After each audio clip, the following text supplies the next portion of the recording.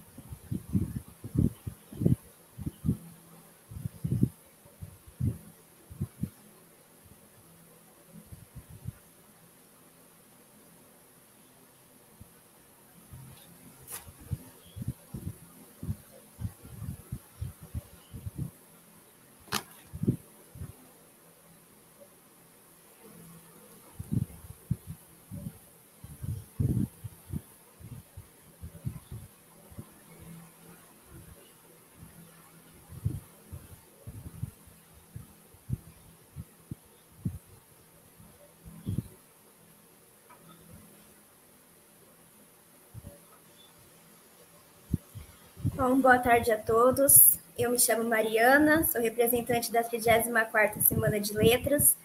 E, primeiramente, eu gostaria de agradecer a presença do nosso palestrante, Geobarto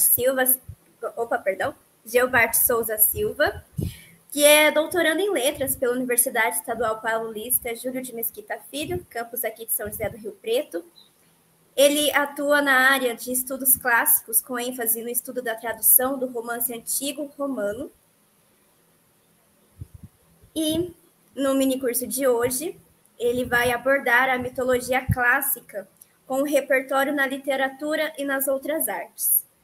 E antes da gente iniciar, eu gostaria apenas de lembrar aos participantes que a lista de presença será passada ao longo da apresentação.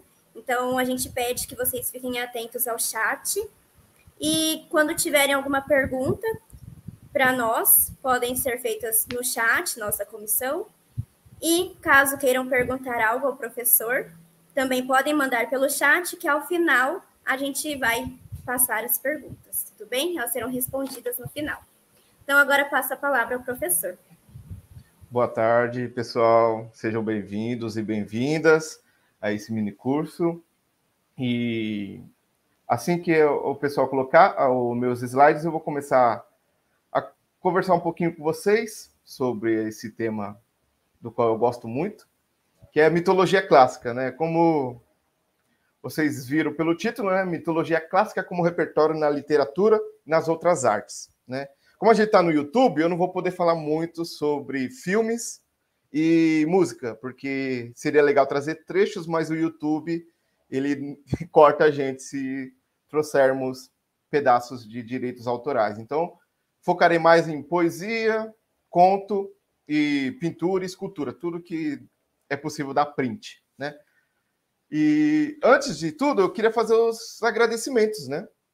Primeiro, pela Semana de Letras, né? A semana do curso de Letras, principalmente porque mantiveram essa forma online. A gente sabe que presencial já é difícil, online é mais difícil ainda, porque a logística é diferente. Muitas pessoas ainda não têm o traquejo com a tecnologia, tanto pessoal que organiza quanto pessoal que vem palestrar, vem dar minicurso, oferece oficina, comunicação, tem que se adaptar a esse novo mundo, e isso não é fácil, por isso que eu rendo todos os meus parabéns à Semana de Letras, à organização, e ao pessoal que se dedica a apresentar também. Além disso, eu preciso agradecer especialmente duas pessoas no dia de hoje. Primeiro, o primeiro deles é o Matheus Bueno, também formado em letras na Unesp, com ênfase no italiano, e mestre também em letras na Unesp Bilce, estudando Luciana De Crescenzo, que é meu parceiro em alguns trabalhos que fazemos juntos, especialmente aqui no YouTube. A gente tem um mini curso chamado Mitologia, em que a gente fala sobre os mitos a partir da ideia de sexo e sexualidade, tá? Depois eu disponibilizo o link para vocês. E muito do material que eu vou apresentar hoje, também na próximo encontro, é parte desse trabalho conjunto com ele. Então, eu não poderia começar sem agradecê-lo por essa parceria, né? E com quem eu aprendo muito também. E a outra pessoa que é o Otávio, né? Ele também é formado em letras, também é mestre em letras pela Unesp Bilce, mais voltado à literatura brasileira, e seria com ele que eu apresentaria esse minicurso, só que o minicurso tomou uma proporção maior, muito grande, e a primeira ideia, e ele acabou não tendo tempo de participar, e para apresentar para vocês alguma coisa viável, eu tive que cortar muita coisa. Então, vocês vão ver que eu vou pincelando alguns elementos, alguns conceitos. Não vou tratar das diferentes escolas de pintura, por exemplo, que era a parte que caberia a ele. Então, aqui vocês vão ter um aperitivo do que seria talvez um curso maior que saia mais para frente, em parceria com esses dois colegas, tá? Então, eu não poderia começar sem agradecer a comissão, a Semana de Letras, os alunos que fazem esse evento acontecer de fato, os professores que também organizam, e esses dois colegas meus com quem eu aprendo muito e a quem eu rendo essas homenagens aqui antes de começar. E também falar um pouquinho de mim, né? Eu sou graduado em letras, português e italiano, sou mestre em letras na Unesp e Bilce. Eu estudei um romance, traduzi ele do latim para o português. Estou no doutorado, estou finalizando, trazendo mais um estudo do romance. Então, eu tenho 2 romances traduzidos do latim para o português, e aí eu vou apresentar uma tese sobre os deuses nesses romances, tá? E meu foco principal é o romance antigo, né? Em especial esses 2 que eu traduzi, que recontam a Guerra de Troia, né? E, para além disso, eu tenho publicado, estudado e feito apresentações sobre as reescrituras modernas da Guerra de Troia. Então, eu mexo desde Homero até a Netflix, né? A série que saiu recentemente, eu tenho 2 artigos sobre ela, né? Que saiu em 2018. Eu tenho um artigo sobre ela aí, só vocês procurarem se vocês tiverem interesse de saber o que eu entendi sobre Helena e sobre o Aquiles Negro nessa série, tá? E, para além disso, eu divulgo nas redes sociais, principalmente no Instagram e aqui pelo YouTube, considerações sobre os temas clássicos, né? Então, vai desde tradução até mitologia, que é mais pelo que eu me interesso, tá? Então, vocês podem me encontrar no Instagram, falando sobre arte, pintura, alguns desenhos meus, algumas produções minhas, e tanto acadêmica como artística, e também falando sobre latim, que é outra área da qual eu gosto muito, tá bom? No YouTube, eu também faço algum material como recurso para as minhas aulas de latim, de literatura latina e italiana e em português, tá? Pois bem, eu ia começar já apresentando os conceitos, mas eu queria provocar vocês um pouquinho e perguntar para vocês se vocês reconhecem a que mito essa pintura se refere, tá? Não precisa responder exatamente agora, tenta decifrar. Se você já conhece a pintura, vai ficar um pouco mais fácil, mas ela vai ser ilustrativa para o conceito que eu quero trabalhar aqui com vocês, tá? Não vou trazer a trajetória de discussão sobre o conceito, sobre os diversos conceitos que eu tocarei aqui durante a apresentação, mas eu gostaria que vocês olhassem essa imagem com calma, vissem um pouco ela. Quando a gente trabalha com pintura, tem uma certa morfologia, digamos assim, né? Então, nós primeiro olhamos o fundo, olhamos objetos, depois a gente olha se tem personagem, qual a posição que esse personagem ocupa dentro dessa cena, né? Além disso, a gente olha para o personagem, vê o seu gestual, né? Um elemento principal, quando se trata de personagem que é ser humano ou personificado, nós devemos olhar para os olhos, né? Para a vista, para onde esse personagem está olhando, porque isso é uma guia para o espectador, tá? E aí vocês vão desenvolvendo, tá? Um detalhe aqui, quando a gente trabalha com pinturas de mitos, algumas pinturas neoclássicas, vai ter muita nudez, tá? Mas a nudez aí não é para causar pudor em ninguém, não. É uma questão mais de estética mesmo, tá? Não chega a ser pornográfica, as imagens que eu trouxe, mas há outras que puxam para esse lado intencionalmente em relação ao mito narrado, tá? Então, olhem essa pintura, vejam, façam essa análise, tá? No meu canal também eu ensino um pouquinho sobre a morfologia da pintura, ilustração, tal, como que a gente usa alguns mecanismos para a produção de pintura e de ilustração, fotos também, e como a gente usa esses esquemas para decompor a pintura, a imagem, qualquer imagem, para fazermos uma leitura estrutural e depois tentar alguma interpretação a partir disso, tá?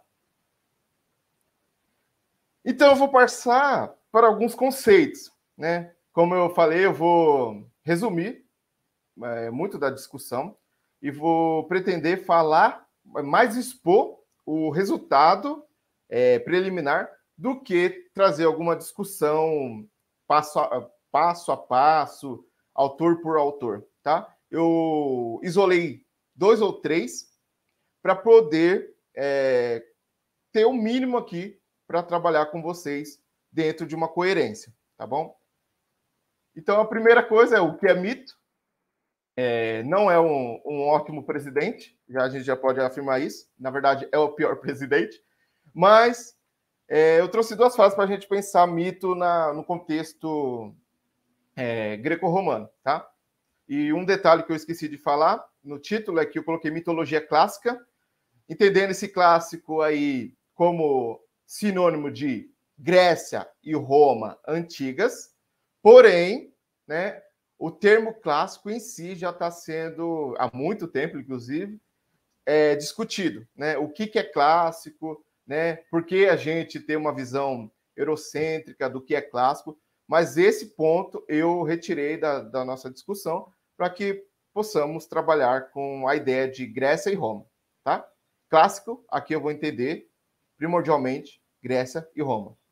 Isso vai ter um sentido um pouquinho mais lá para frente quando eu comentar sobre o repertório, ok?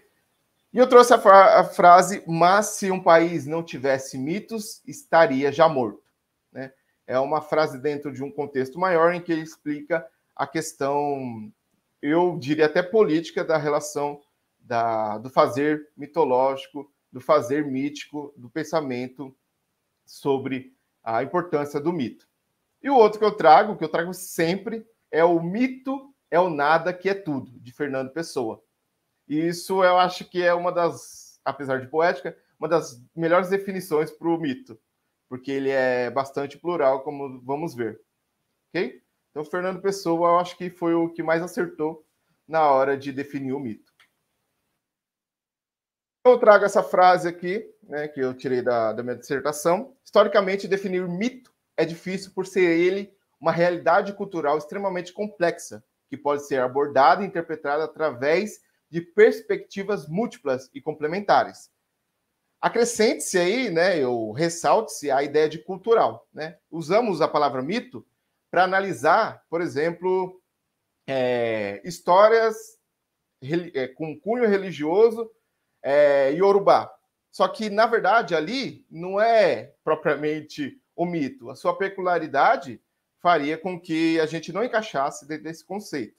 Porém, o conceito mito, ele serve muito bem, a palavra, o termo, para designar o objeto de estudo, tá? A gente tem nomes próprios, peculiares de cada cultura, que nomeiam esse conjunto de histórias, né? Mas se consagrou a ideia de mito e para dizer aquela história narrada, tá? E mitologia para dizer o conjunto daquelas histórias, tá bom? Mas lembrando que cada cultura teria um termo próprio para indicar esse conjunto, esse fenômeno cultural, que é a narrativa tradicional, que normalmente tem algo de sobrenatural. E é essa a definição que eu trarei em seguida. Então, o mito foi entendido como a transmissão por meio da linguagem de um conteúdo primordial de caráter sagrado. E o mito necessariamente tem uma noção sagrada, tá? E esse sagrado quer dizer que é acima do humano, algo transcendente, tá bom? Não necessariamente tem a ver só com deuses, tá? Porque há culturas que não são teístas e essas culturas têm mitos dentro dessa definição que que apresento aqui, e esses mitos narram elementos sobrenaturais, tá? Pode ser espíritos, pode ser poderes das florestas, pode ser criaturas, mas o importante, a régua aqui é algo sobrenatural, né? Sobre-humano, e não necessariamente só deuses, tá bom?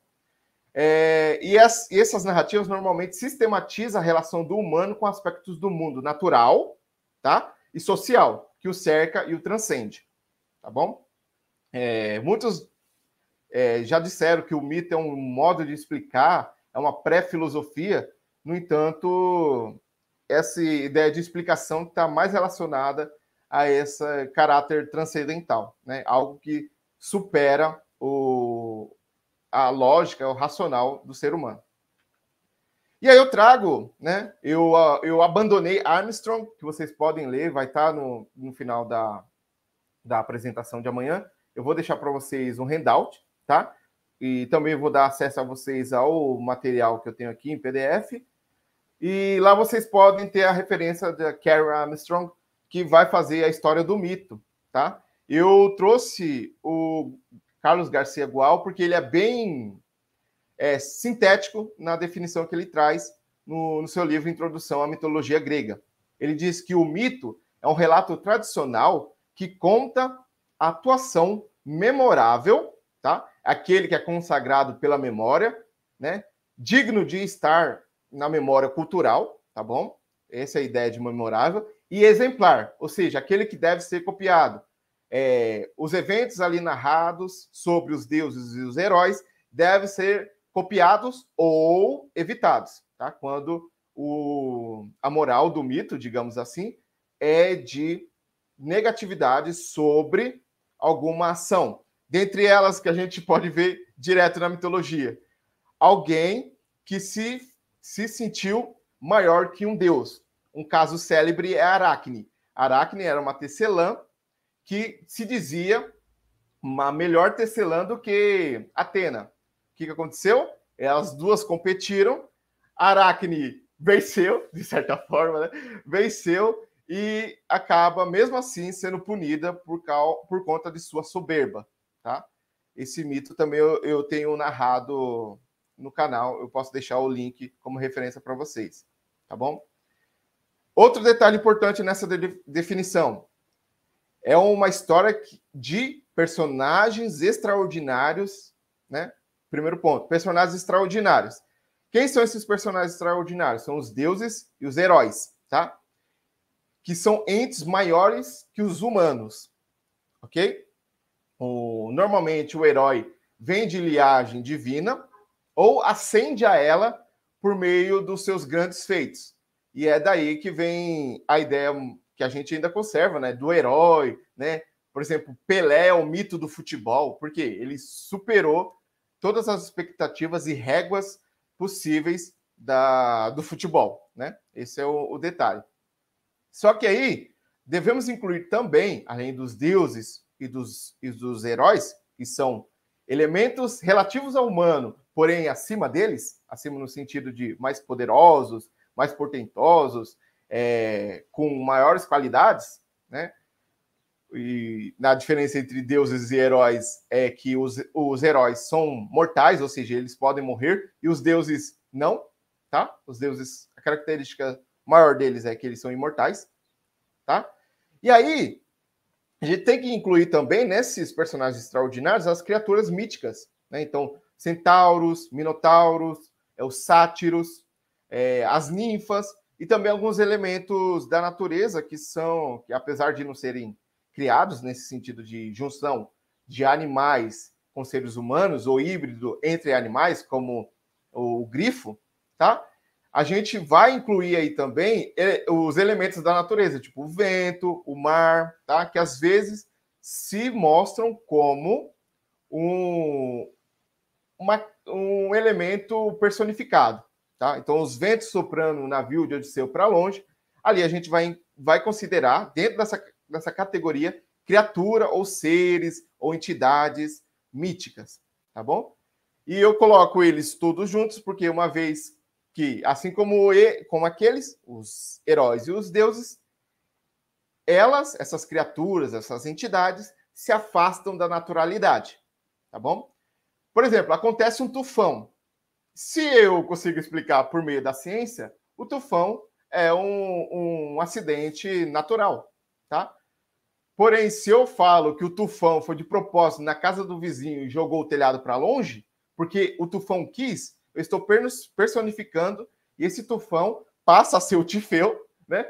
Ele passa a ser uma criatura, uma entidade mítica, tá bom? Tem que ter esse traço de vontade, esse traço dinâmico, esse traço, digamos, humanizado, tá bom? Para ser considerado uma criatura, uma entidade mítica. Senão só é fenômenos da natureza. Isso é muito importante para quem estuda mitos, para depois, quando começar a adentrar as racionalizações dos mitos, que são várias categorias, como o eufemerismo, alegorismo, entre outros, o pseudo-racionalismo, por exemplo, que é o Romas que eu estudo, ali essas definições, as categorias ajudarão a compreender melhor o fenômeno que atua ali, fenômeno literário, né, dentro da literatura, do mecanismo de tratar o mito de um modo racionalizado. Tá? Então, trabalhar com essas categorias de personagens extraordinários, deuses, heróis, criaturas e entidades, ajuda a compreender melhor quando há racionalização deles. Tá bom? Por isso que eu faço essa distinção logo no começo. E aí, a palavra mitologia é a junção de dois termos historicamente antagônicos, cuja história eu não tratarei aqui, tá? É todo aquele relato entre a oposição entre mitos e logos, tá? Em que o mito é a parte criativa, é a parte que toca algo ficcional, inventado, e daí depois, então, mentira, enquanto logos é aquela parte lógica, provável, que se usa por meio de exemplos, de argumentos conferíveis, tá bom? Mas a junção dos dois forma a palavra a qual me serviu para pôr de título, que para esse trabalho, essa apresentação, significa simplesmente conjunto das histórias míticas. Então, a rigor, quando eu falo mitológico, eu estou me referindo ao conjunto dessas histórias míticas. Agora, quando eu falo mítico, eu estou relacionando ao conceito de mito ou a determinado mito, por exemplo, de Aracne, tá? Então, esses dois elementos, né, mitológico e mítico, a rigor, né, pensando no rigor acadêmico, se refeririam a coisas bem diversas. Ok? Então, com essa definição mínima, a gente já pode passar para outra definição mínima que eu pulei toda a parte de discussão. Vou trazer alguns pontos só para a gente ter um controle aqui do conteúdo. Então, o que é repertório? Parece simples, né? E vou tentar simplificar para a gente não se alongar muito, tá? E a biblioteca de fundo aí, que vocês veem bem opaca, é proposital, né? Porque faz parte da ideia de repertório. Então, eu vou me fiar aqui no artigo Sistema Literário, do Even Zohar, tá? Lá da Universidade de Tel Aviv, e vou ler algumas afirmações que ele faz a respeito do repertório. Dentro desse artigo, vocês vão ver outros conceitos também, tá? Eu vou deixar também no Drive, que eu vou disponibilizar ao fim do minicurso. E eu começo com a seguinte citação dele, né? Repertório designa o conjunto de regras imateriais que regem tanto a confecção como o uso de qualquer produto. Essas regras imateriais são indispensáveis para qualquer procedimento de produção e consumo, tá? Isso no sentido completo. Então, e aqui eu vou restringir a literatura, entendendo a literatura como qualquer forma de arte aqui, tá bom?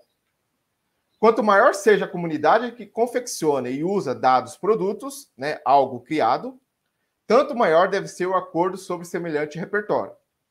Embora os interlocutores, emissor e receptor, em uma situação específica de intercâmbio, a comunicação, não necessite obrigatoriamente um grau absolutamente idêntico de familiaridade com o repertório específico, sem o mínimo de conhecimento compartilhado, não haverá virtualmente intercâmbio. Em miúdos, é basicamente o seguinte: se eu e você não tivermos pelo menos alguma bagagem semelhante, a gente não vai ter papo para manter, né? Então, se eu não conheço nada sobre o assunto, eu não consigo conversar com você. Isso é um exemplo mais simples, tá? Por exemplo, se alguém fosse conversar comigo sobre balé, eu sei bem pouco de balé, né? Eu ouviria mais e consequentemente, estaria fazendo aquisição de repertório do que comentaria ou faria um diálogo, né? Então, esse é o ponto. E essa questão da aquisição do repertório é muito importante. E poderia se aprofundar sobre repertório e memória, formas de reconhecer repertório, que é o que a gente vai tocar rapidamente, como desenvolver repertório escrito, ouvido, falado, todos esses elementos são parte dessa grande discussão do repertório, tá? E aí eu restringo o repertório literário, mas entendo aqui artístico no sentido geral, e depois eu faço o encaminhamento para o repertório mitológico. Então, se textos são considerados textos, também é toda a produção com sentido comunicativo, tá? Socorro, por exemplo, é um texto, porque ele trava uma comunicação, né? Uma placa de fiado só amanhã é um texto, tá? Uma placa em que só tem a figura de uma seta para o lado, né, lado esquerdo, é uma comunicação, é um texto, tá? Então, textos aqui eu vou entender dessa maneira geral. Então, pintura para mim vai ser texto, tá bom? E escultura também, toda forma de comunicação. Se textos são considerados a mais evidente manifestação da literatura, o repertório literário é o conjunto de regras e unidades com as quais se produzem e entendem textos específicos, tá? E esse repertório vai ter vários níveis, tá? E dentre eles o estrutural, os elementares, né? Uma certa gramática desse repertório, tá bom? E para continuar aqui, para não me alongar, né? A existência de um repertório por si mesma não é suficiente para assegurar que um produtor ou um consumidor fará uso dele, tá? E aqui a figura, infelizmente eu não consegui, não coloquei no slide porque não ficou bom, mas uma figura que vocês podem gravar na memória para lembrar da ideia de repertório é o cinto do Batman, cinto de utilidades, né? Então, o Batman pode ter lá o cinto com um cortador de vidro, por exemplo, e está no meio do deserto, não tem o que cortar. Então, ali ele não usou esse repertório que ele tem no cinto. Mas se ele for invadir uma casa de um bandido em que um covil de um bandido em que esse covil é feito totalmente de vidro, aí esse cortador de vidro será utilizado, tá? Então, o repertório existe, mas não quer dizer que ele vai ser ativado toda vez que a pessoa lidar com determinada situação, tá? Então, esse uso do repertório é como se fosse uma grande mochila cheia de coisa, e você vai ativar cada elemento desse repertório a depender do contexto e da situação, tá bom? Ele deve estar também disponível, ou seja, ser legitimamente utilizável, não somente acessível, né? Então, quer dizer que, aí, em resumo, assim, vocês podem lembrar daquela expressão, né? Conhecimento inútil, né? Que a gente, de vez em quando, compartilha nas redes sociais, né? Algo que só você se interessa, né? Ou só você conhece, ou só você gosta. Mas quando você expõe isso, você vê que há uma comunidade que gosta disso. Por exemplo, que há um campeonato de ioiô, né? Como se fosse um campeonato de skate, um campeonato de UFC, né? Para quem não conhece ou achava que ioiô é só um brinquedo, ter campeonato de ioiô é um conhecimento inútil, né? Mas é um conhecimento acessível e ele é utilizável para dentro de determinados círculos sociais, para determinada situação, tá?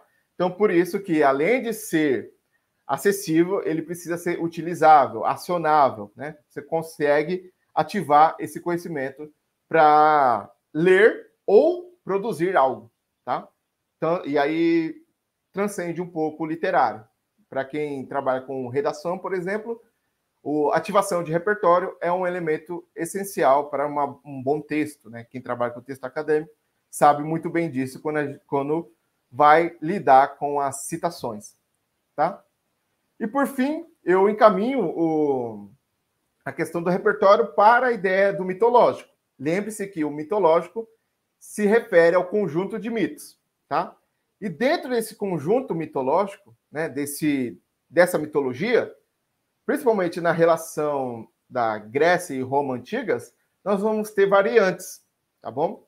Então, não é incomum de você abrir, por exemplo, um livro deste aqui, né, que é o Mitologia Grega de Junito Brandão, e você ter a indicação de várias narrações, né? Então, em Hesíodo, tal mito apareceu assim. Aí, lá em Apolodoro, que é outro autor, ele vai apresentar outra forma. Daí você vai em Gino, que é um autor romano, ele vai apresentar o mito de outra forma. Aí você pega mais recuado lá na Antiguidade Tardia, você vai ter alguém discutindo aquele mito e vai recontá-lo de uma maneira diferente, tá? Então, quando tratamos de mitologia, nós temos que lidar também com a variante entre um mito específico. Então, ele pode ter de uma a várias formas de ser narrado. Às vezes muda paternidade, maternidade, muda também o local, tá? Então, quando trabalhamos com mitologia antiga, nós lidamos com essa variedade. Isso não é estranho para quem já está acostumado, tá? Mas para quem está iniciando, parece algo muito estranho. Mas a comparação entre as variantes também gera muitos elementos de discussão e é muito bacana, principalmente quando a gente estuda os autores canônicos e compara com a modernidade. É muito bacana esse tipo de estudo também, tá?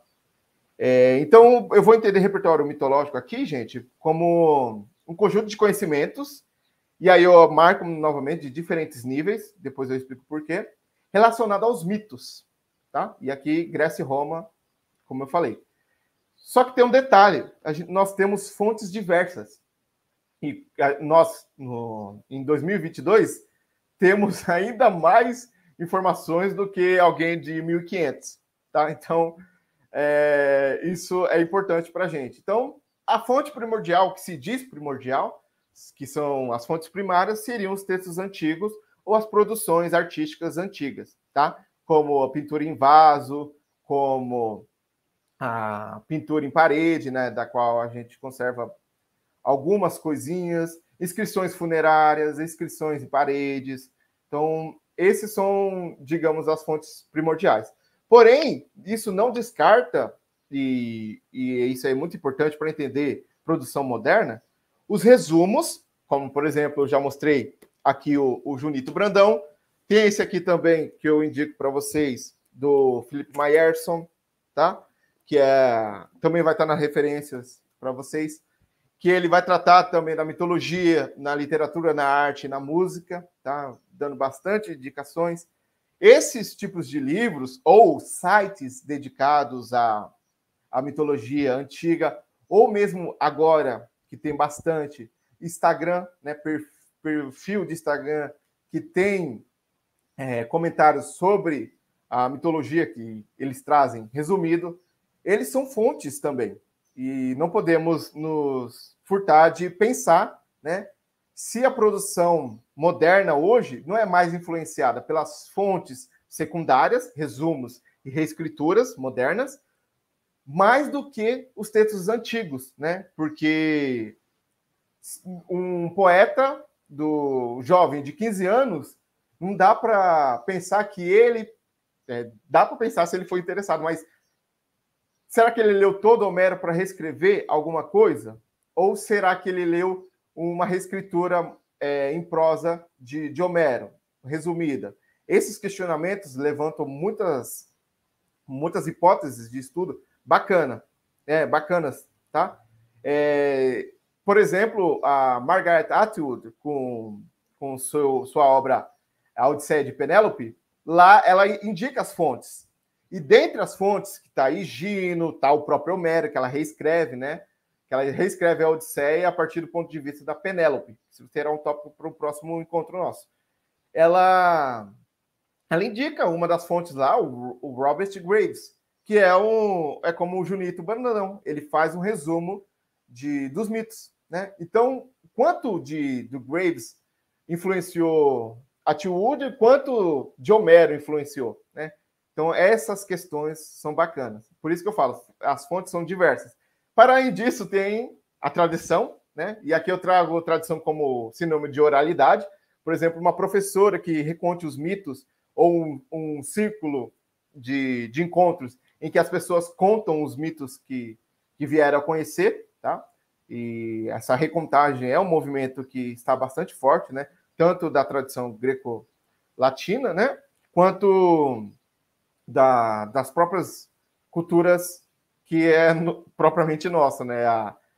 De matriz afro-brasileira, também a indígena. Então, essas recontações estão ganhando mais fôlego e bastante gente está trabalhando com esse viés, que eu acho belíssimo, né? Porque revive o mito, né, nesse sentido geral, tal como ele era e é produzido ainda hoje, por meio da oralidade. Isso tem relação também com performance e com reativação do rito, tá? Isso é tópico para outro momento, mas é bacana vocês procurarem saber sobre esse ponto. E aí, pinturas, e talvez os filmes tenham influenciado muito a geração atual. Porque dá para aparecer nos textos como uma visualidade bem relacionada aos filmes, tá? E também é um tópico de estudos que vocês podem trabalhar na questão estrutural, né, dos romances modernos que tem essa pegada de filme, tá bom? Então, é isso. O repertório mitológico vai ser esse conjunto de conhecimentos, e aí conhecimentos de diferentes níveis. Então, pode ser tanto estrutural, né, como o mito se estrutura, e eu vou recontar uma narrativa do dia a dia dentro desse quadro mitológico, dentro dessa sequência sequência narrativa de eventos, igual tá na mitologia, né, igual está na mitologia, ou mesmo de objetos, um elemento, uma citação, uma alusão. Então, aqui vocês vão ver que eu vou fazer um passeio pelas diversas categorias de citação ou de referência ao mito, tá bom? Esse é o ponto. E as fontes são diversas, eu tentei ser o mais diverso possível dentro dessa apresentação, tá? Por isso que eu não vou me apegar à época de pintura ou à época de filme, tá? Eu vou transcender esse ponto, vou prescindir, não vou comentar sobre eles. E o último conceito que vai servir para a gente aqui vai ser o de índices, tá?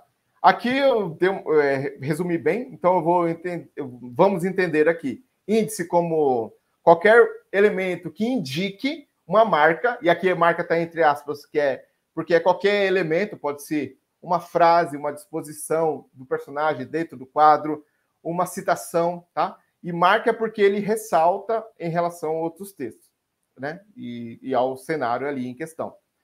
Que seja relacional, que pode acenar para uma intertextualidade. Veja que é proposital esse texto aqui com o verbo poder, né? Com essa ressalva.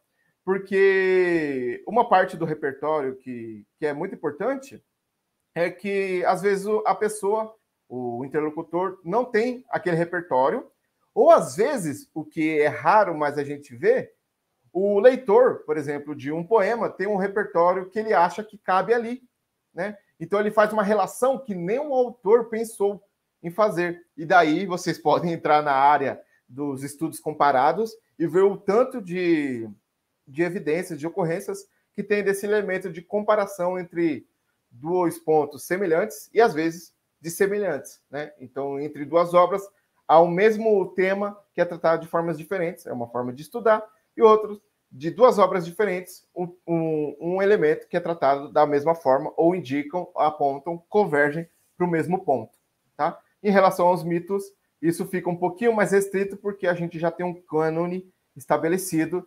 de histórias, apesar de que nós temos também produções modernas, que quanto mais próximo dos dias de hoje, mais amplo é né? Dado, por exemplo, que se a gente voltar para a antiguidade, a gente tem latim e grego antigo para acessar esses textos. Hoje em dia a gente tem italiano, francês, alemão, inglês, português, brasileiro, né? Então nós temos muitas mais línguas, muito mais produções independentes. Então é um mar de repertório a ser acessado, tá? Então por isso que fica um pouquinho mais complicado. E os índices podem ser objetos, frases, descrições, cenários, títulos infindáveis, tá?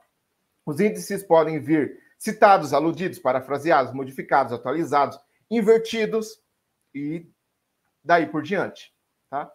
E aí, a percepção e a compreensão desses índices depende do repertório do interlocutor, como eu falei, né?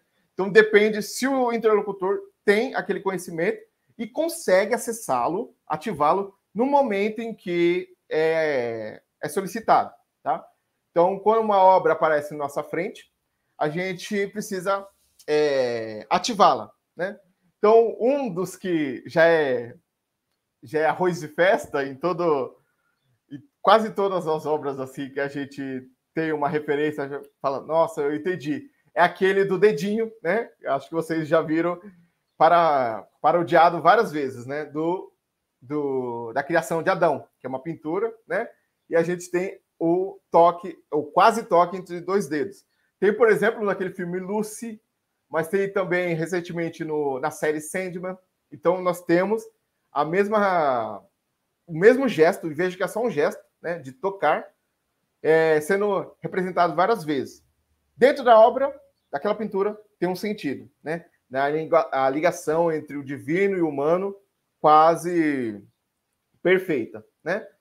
E isso vai ser retirado, recortado, aquele gesto, e transferido para outras obras, de modo que mantenha certo significado do original, porém, com um novo contexto, gera novos significados. Isso é muito importante também, tá? E aí é que eu venho com minha ressalva, talvez maior dessa apresentação, é que a procura por esses índices pode virar um jogo de achar formas em testes de Rorschach com altos riscos de pareidolia. O que isso quer dizer? Esses testes são aqueles que são as manchas, que a gente tem que ver, você vê um carro correndo ou um coelho, né? E a depender da escolha da pessoa, a gente dá o diagnóstico. A gente não, né? Que eu não sou psicólogo, nem psicanalista, nem psiquiatra, né? Sou só um professor de português. Mas vira um jogo que você começa a fazer a tentar buscar essas referências, esse repertório, esses índices, e a chance de ocorrer alguma pareidolia, que é quando a gente vê, por exemplo, rosto no azulejo do banheiro, né? E pode acontecer, e a gente acaba vendo uma referência, uma alusão onde não tem, tá? Então é comum, às vezes, a gente ver relação estrutural ou a relação elementar, né, entre elementos, que, na verdade, não estão ali, tá? Ou são difíceis de provar.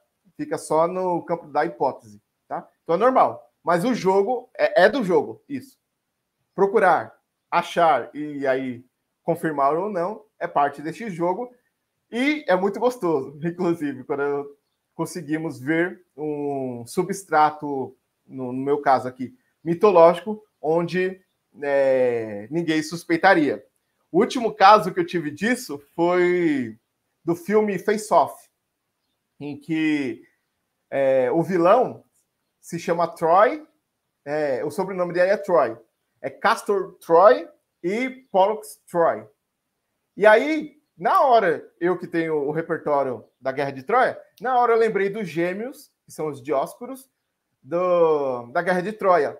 E faz todo sentido naquele filme, né? Porque nesse filme, um dos vilões morre e o irmão, o outro assume o rosto, aí o outro que perdeu o rosto, né? O vilão que perdeu o rosto, vai tentar vingar o irmão. Tem toda essa questão aí desse filme, né? Com o Nicolas Cage. Então, é meio louquinho. E para quem não tem esse repertório da Guerra de Troia, consegue assistir o filme sem problema nenhum, tá? Porém, mas quem tem o repertório tem o acesso a uma informação, a um deleite, digamos assim, que é um jogo lúdico, tem um deleite quando você vê que tem uma relação mitológica por trás daquele filme do Nicolas Cage, tá? Eu fiz um post sobre isso, também vai estar na referência que eu trago amanhã para vocês, tá? Então, essa é a ideia do repertório, tá? Você trabalhar com esse jogo de acha e não acha, tá? E aí, quando a gente acha uma referência, é praticamente o que a gente fala, nossa, entendi. Você entendeu o que ele quis dizer ali, né? Então, a gente pega a referência. E pegar a referência exatamente quando acionamos esse repertório, ou um elemento dentro desse repertório. Ok? E agora, vamos de volta ao desafio.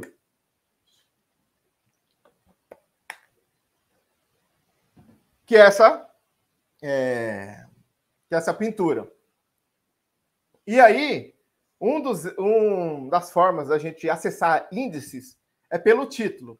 Então, o título dessa obra é Danae 3, tá? Do Jerry Coulter, um pintor moderno, tá? Se você tem acesso ao repertório da Danae, certamente você já está tentando decifrar onde estão os elementos principais.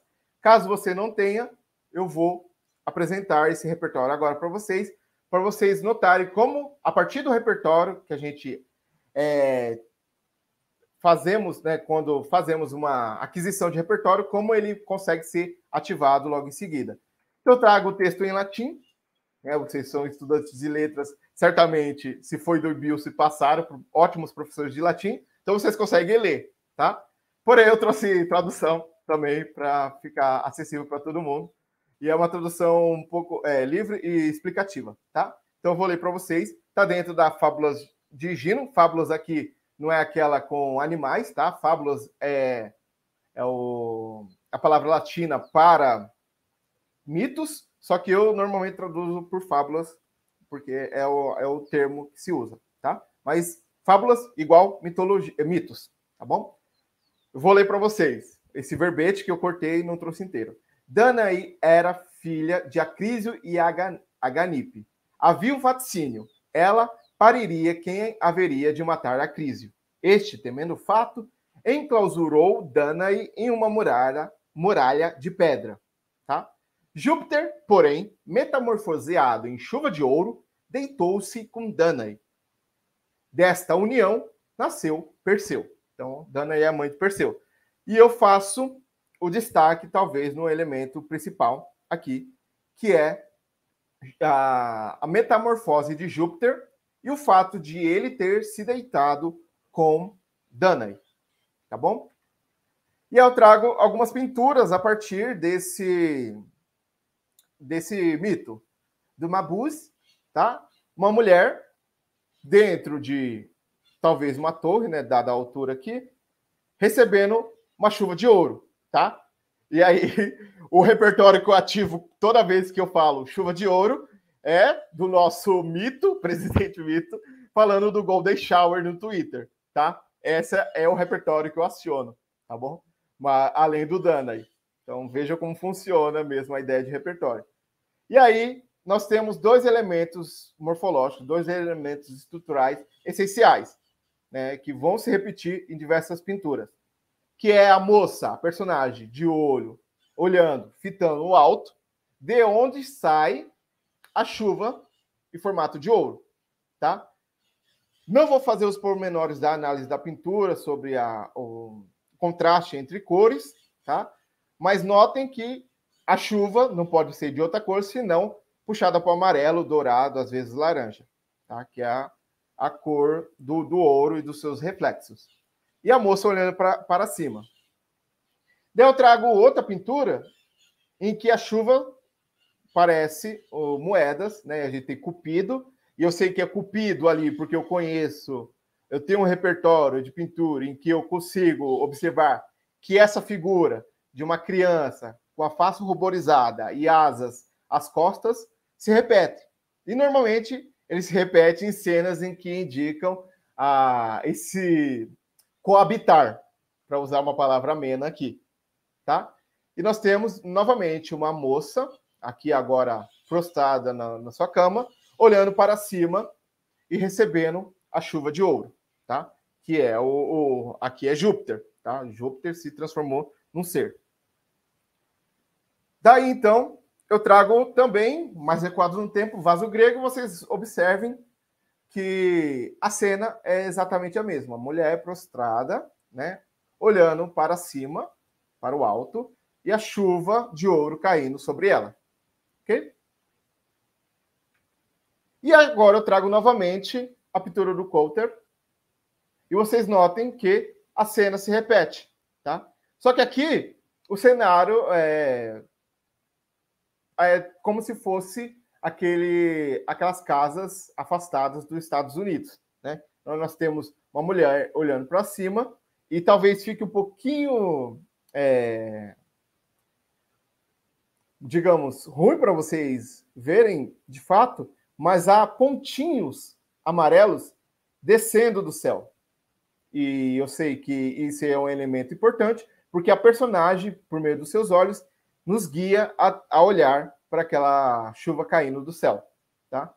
Então, nós temos a mesma cena, vocês recuperem Mabuse, depois nós temos aquele vaso grego também. Então, a mesma estrutura, mudando o cenário, mudando o tempo, mudando o espaço, porém, a estrutura, o repertório estrutural, me permite dizer que faz sentido considerar essa personagem a Danae, tá? E além do paratexto, que é o título da pintura, tá? Que indica que é realmente a Danae. Então, veja que é mesmo deslocado no tempo e no espaço, mudando a personagem, a estrutura da pintura revela toda uma tradição, todo um repertório, tá? E aí, se vocês se interessaram sobre essa análise de pintura, eu convido vocês a assistirem o episódio 4 do nosso mini curso, Mitologia, que é realmente o Matheus, que trabalha todo um monte de pintura da Danae, mostrando essa questão estrutural, essa repetição estrutural, essa tradição, essa estrutura da pintura em referência a Danae, além de trazer mais fontes de literatura antiga e além da crítica que ele faz sobre a ideia do mito, né? Do que a Danae representa, o que Zeus, né? Que a gente tratou mais sobre os Zeus e suas investidas, né? Representa nessa corrente mitológica, tá? Então, eu convido vocês, quando quiserem, né? E eu tenho uma playlist e todo o mini curso dá mais ou menos umas 10 horas de conteúdo lá, tá? E a gente vai desde o que é mito até o Dionísio e Zeus, tá? E acabou a primeira temporada, temos que esperar a segunda para conversar mais sobre mitos, tá? E aí eu trago para vocês o Laocoonte, certo? E aí, eu acho que a gente tem mais meia horinha. Vocês podem ir pondo seus comentários aí no chat, porque agora vai ser a exposição, mais uma vez, de como se acessa ao conteúdo, ao repertório, tá bom? Então, eu vou apresentar para vocês o Laocoonte. Se vocês já conhecem pelo nome, já sabe que história eu vou trabalhar, com qual história eu vou trabalhar. Mas eu vou partir da Eneida, que talvez tenha sido a fonte mais célebre de todas. Eu utilizo e indico para vocês que quiserem ler a Eneida, a edição da 34, com... a edição é bilíngue, né? Então tem o latim e o português. A tradução aqui da 34 do Carlos Alberto Nunes. Porém, hoje eu vou trazer do meu querido professor Márcio Tamos, tá? Que também é um tradutor da Eneida. Então, eu vou partir dele, exatamente porque ele traduziu os 2 pedaços que eu precisava para essa apresentação. Então, enquanto vocês escrevem aí, eu vou passar para a leitura desse episódio, tá? Que são 2 trechos. Lembre-se que nesse momento, né, na Eneida, que reconta como a Troia caiu, né? Lembrando que Homero não contou na Ilíada como a Troia foi destruída, tá? Então, na Eneida se conta, né, o estratagema do cavalo. Então, nesse momento, nós temos os troianos vendo o cavalo e há uma cisão na opinião entre se devem trazer o cavalo para dentro das muralhas troianas ou não. E aí eu vou partir para a leitura, porque Laocoonte é da parte de que não se deve colocar o inimigo em modelo nenhum para dentro, né? Então, eu vou ler para vocês na tradução do Thamos. Nisso, à frente de grande multidão, Laocoonte, arrojado, vem correndo, do alto da cidadela e diz de longe: mas que loucura é essa, cidadãos? Credes que os inimigos já se foram? Que assim, sem dolo, dão presente os dânaos? Não conheceis Ulisses, miseráveis? Ou se escondem arquivos nesse lenho, ou essa máquina é danosa aos muros, feita para espreitar as nossas casas e abater a cidade ou outro ardil. Não confieis, ó teucros, no cavalo. Né? Teucros é sinônimo de troianos aqui. O que quer que ele seja, temos danos mesmo quando presentes oferecem. E essa expressão, temos danos mesmo quando presentes oferecem, é que vai dar origem ao termo presente de grego. Tá?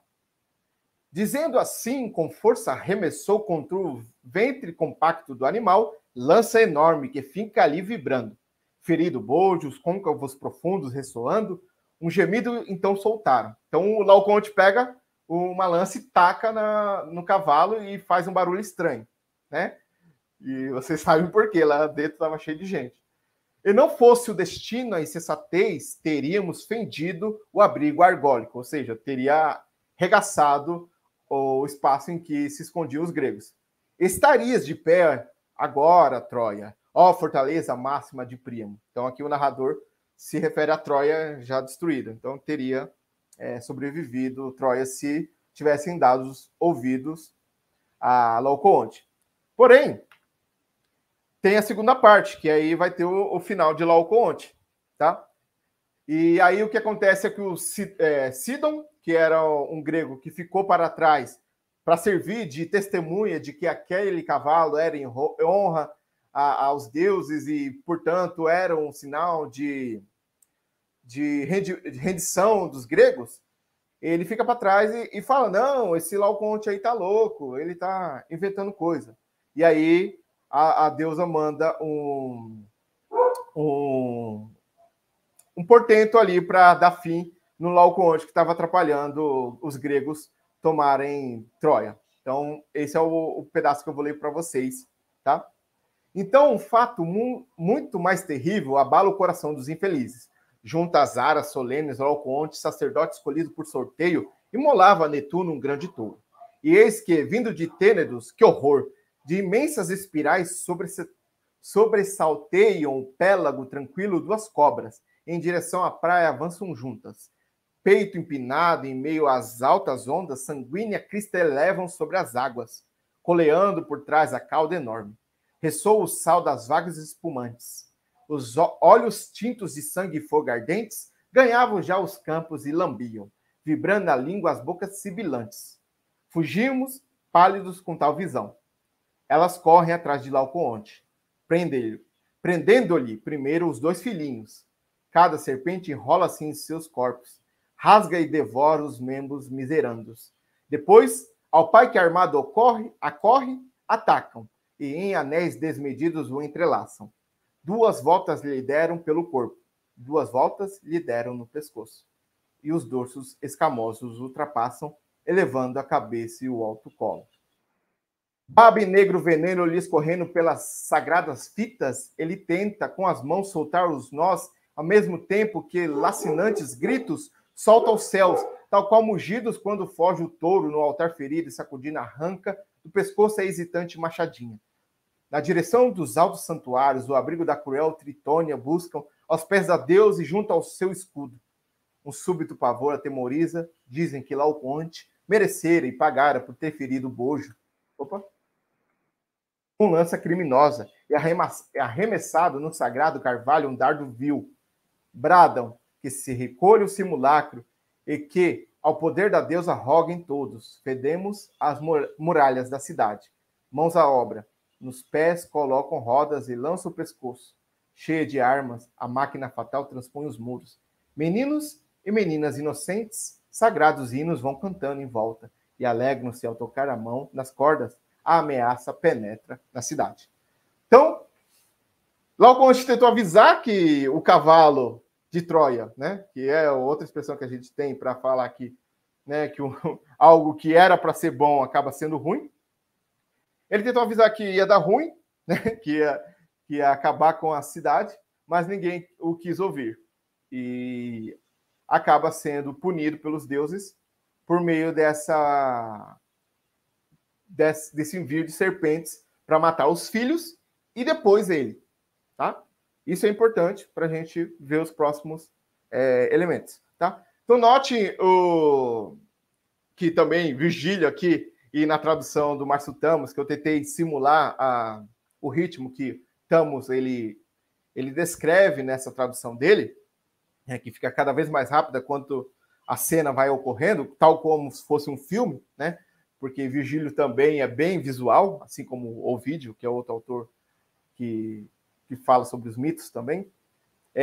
A imagem, tentem construir depois a imagem do Laocoonte tentando se desvencilhar das cobras que o atacam. Caso você não seja um aluno gráfico, né, que consegue construir imagens a partir de algo que ouve ou pensa por meio de imagens, eu trago uma das mais representadas esculturas, né, e reproduzidas, que é essa aqui. Tá? Então vejam como é bem fiel à descrição, embora nós tenhamos aqui ainda os dois filhinhos vivos, mas o ataque das serpentes ocorrendo aí. Tá? E eu trago também um afresco em que nós temos, né, uma sequência aqui, deixa eu ver se eu consigo mostrar para vocês, apontar aqui para vocês. Nós temos o Laocoonte em pé, tentando se desvencilhar das serpentes, e aqui um filho já morto e outro já subjugado, tá? E o Laocoonte ainda em pé. Veja que aqui nós temos um repertório escultural, um repertório de pintura, e, de certa forma, estruturas semelhantes, uma vez que esse rapaz aqui já foi dessa para uma melhor, talvez, né? Porque está mais desfalecido que esse que tenta se desvencilhar ainda um pouquinho, tá bom? Vocês vão ver várias, no Google, se vocês jogarem Laocoonte, aparece um monte de esculturas dessas, mas a maioria são reproduções, e essa mesma, apesar de quebrada e mais antiga, eu não lembro se essa é a mais antiga, mas quase todas são reproduções a partir do que se considerava a escultura mais antiga, tá? E aí eu trago, para completar para vocês, né, o Laocoon, do El Greco, tá?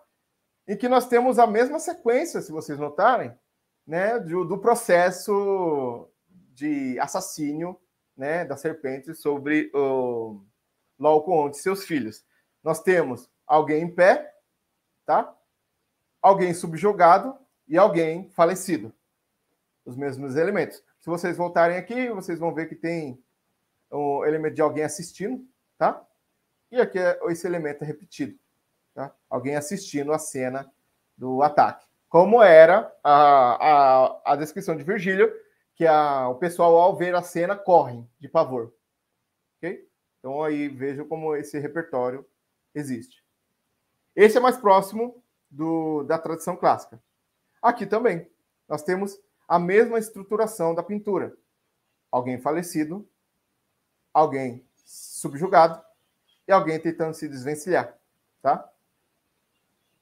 Esse é o esquema dessa representação. Pessoas correndo aqui, colocando o cavalo para dentro, que é aquela descrição final do Virgílio, né? Colocando a armadilha para dentro. Aqui é a cena, né? Porque ele estava fazendo um ritual ao deus, tá? E acaba acontecendo essa tragédia. Em seguida, nós temos do Van Ecker, tá?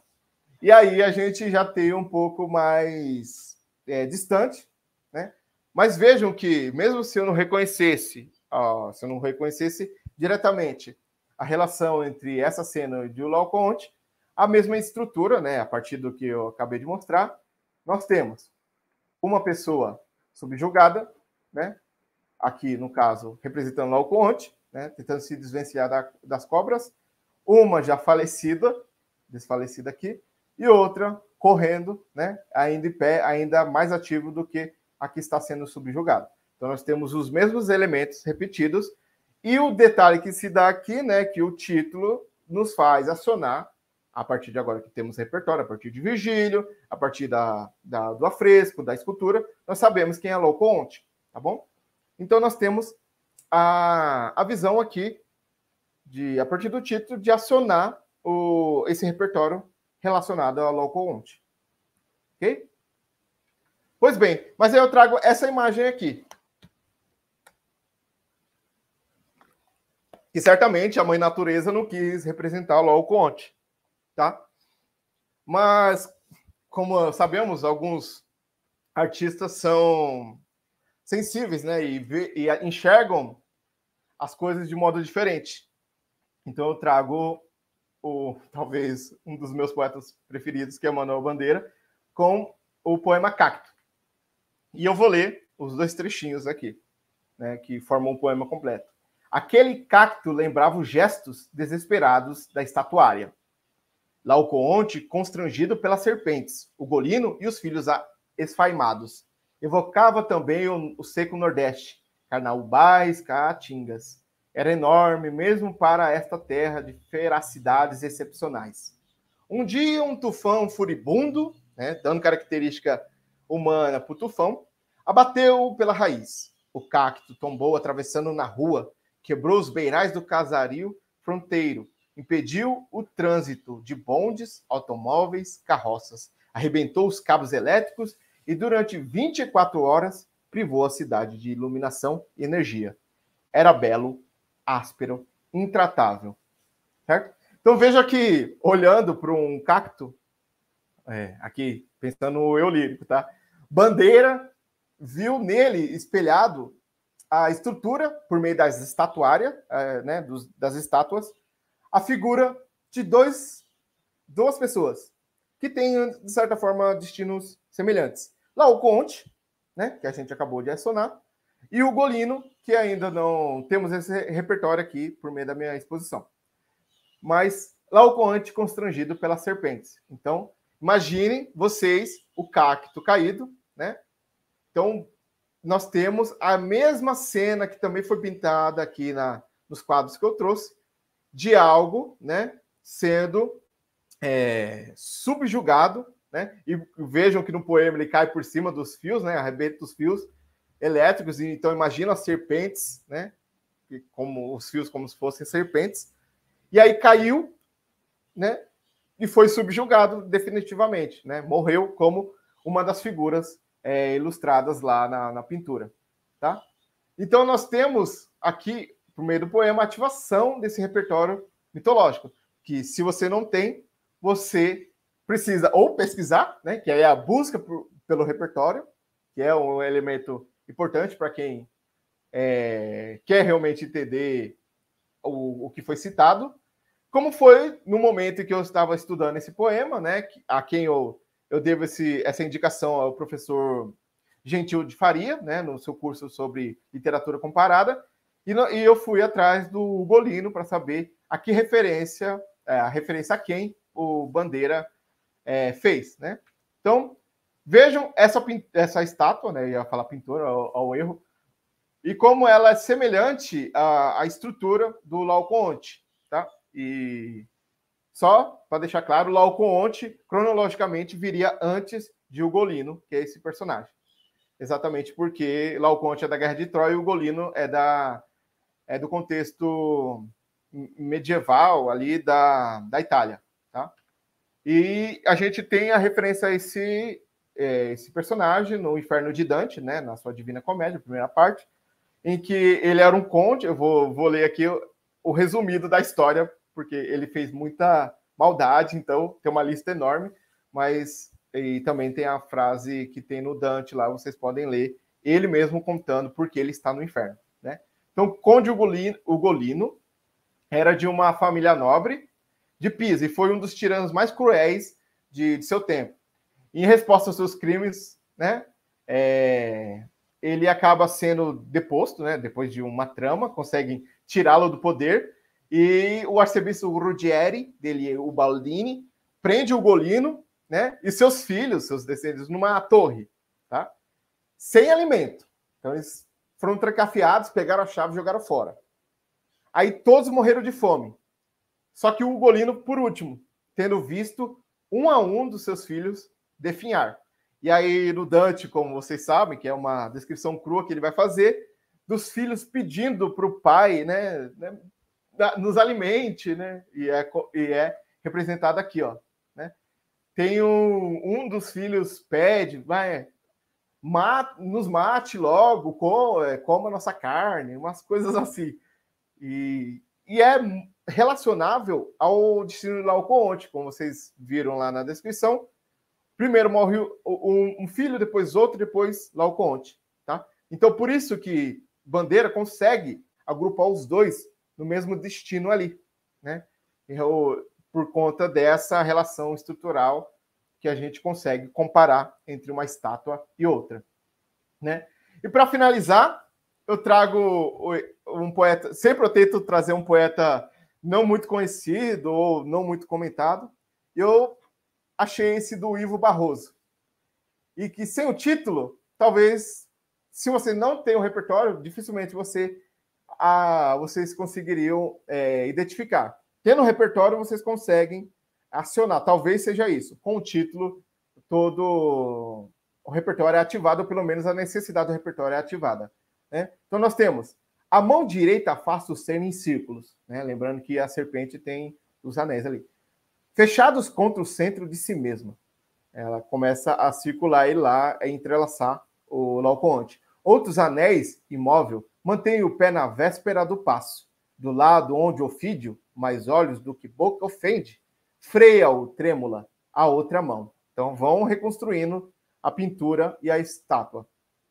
Serpente do homem, equilíbrio de força sobre o nada, momento estática. E aqui a palavra estática aciona, assim como a estatuária, no poema de Manuel Bandeira, a estátua. Então, a referência tanto de Bandeira quanto a de Ivo, né, do Barroso, é a estátua.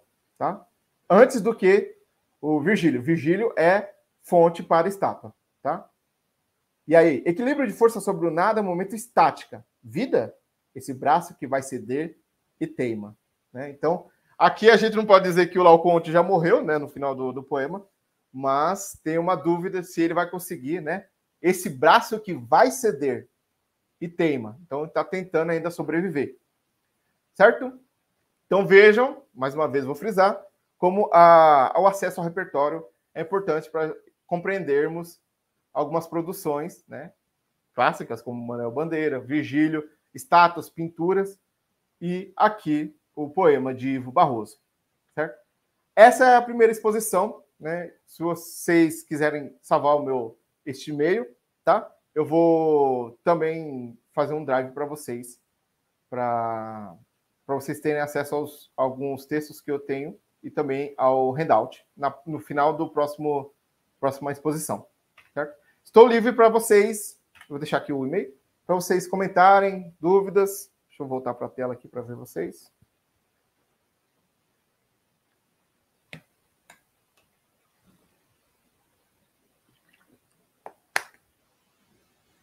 Se tiverem dúvidas, perguntas, comentários, reclamações, brigas. Yuri Beloubi falou: adorei a exposição, professor, obrigado. A Anne, minha parceira Anne, muito bacana, obrigado, Anne.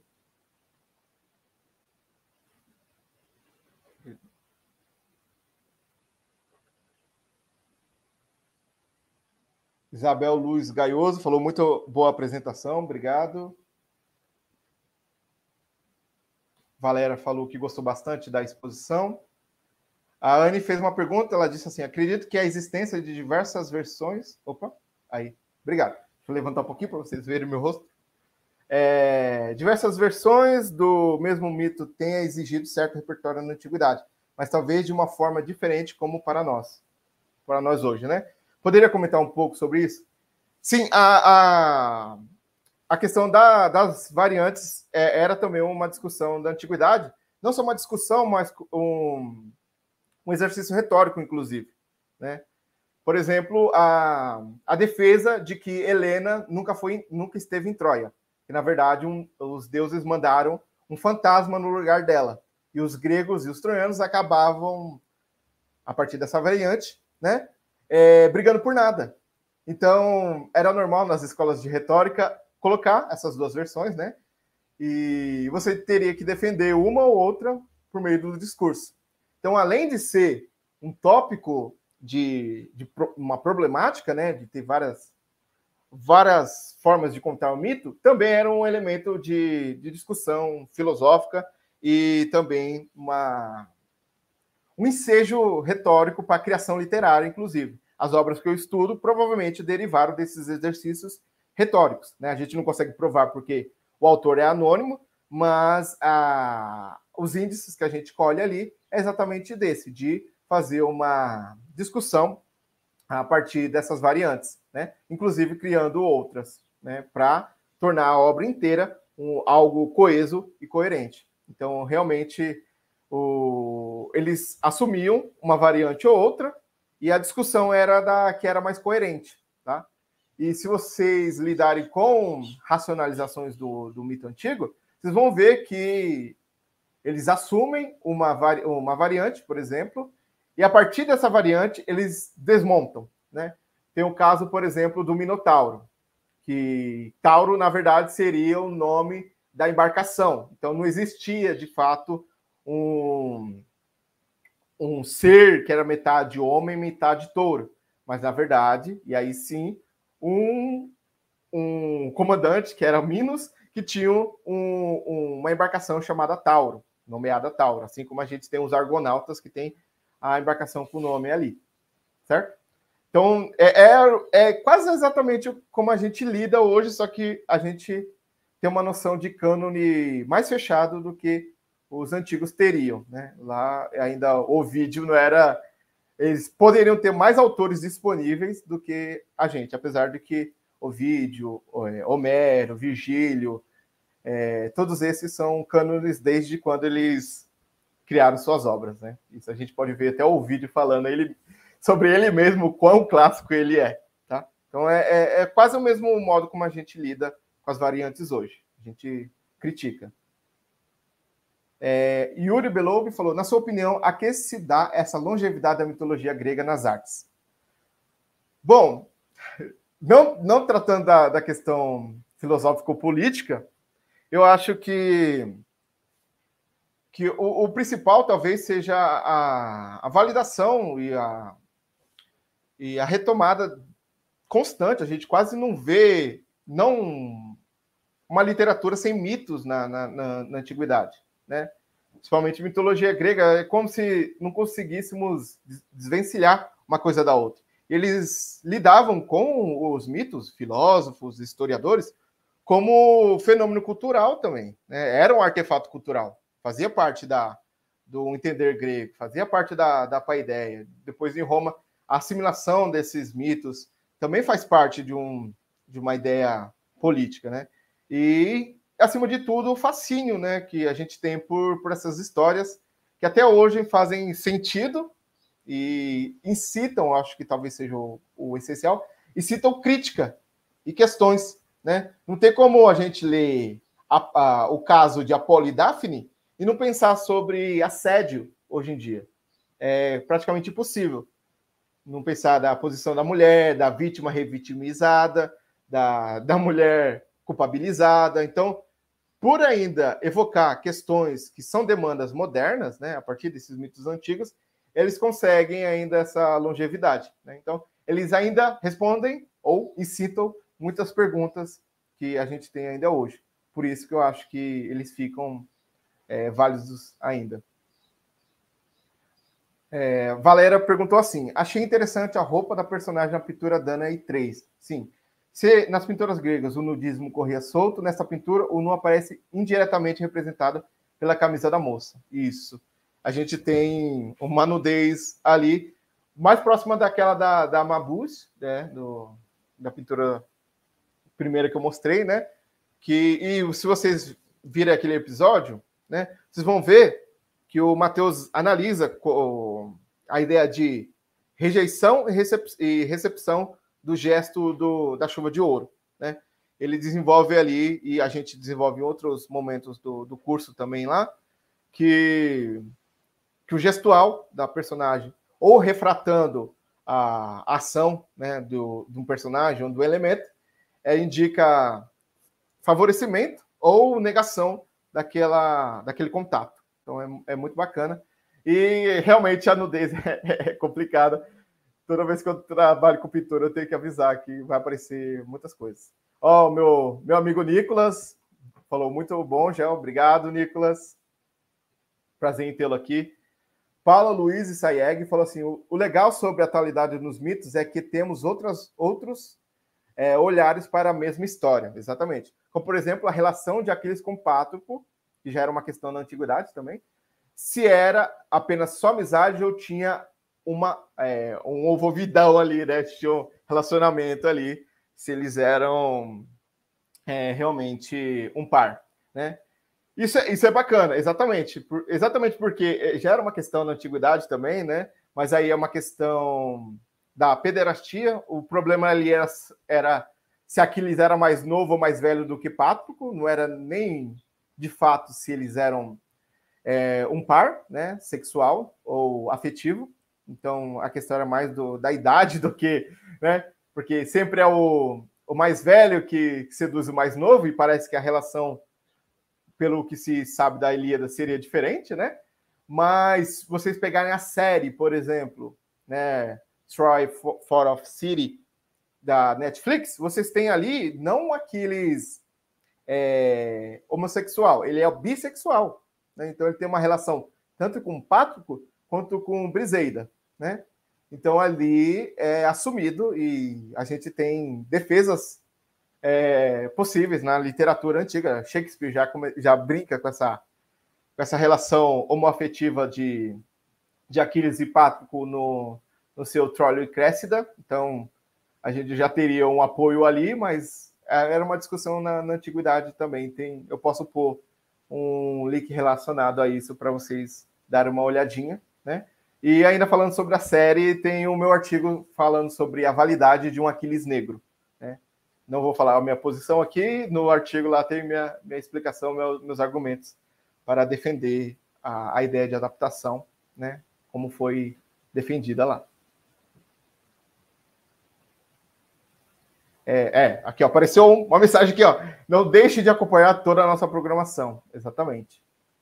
Sigam, continuem aí, tem bastante mesas, né? Tem conferências, e não percam os outros grupos de minicurso também, tá? E aproveitando, eu não vou conseguir jogar para vocês, eu acho, mas não vou conseguir talvez colocar para vocês aqui, mas acho que eu consegui. Tem o Instagram que vocês podem seguir lá, né? @eusoujobart, esse nome simples. E também vocês podem acessar o meu canal, é só colocar Prof. Gel Silva, que aparece aí, é tranquilo de achar, tá? 10 horas de falando mitologia, mais outros textos, né? Então, se alguém tem mais alguma dúvida, questionamento. Carla Exarque colocou: obrigada, Gilbert, excelente, obrigado, eu que agradeço, né?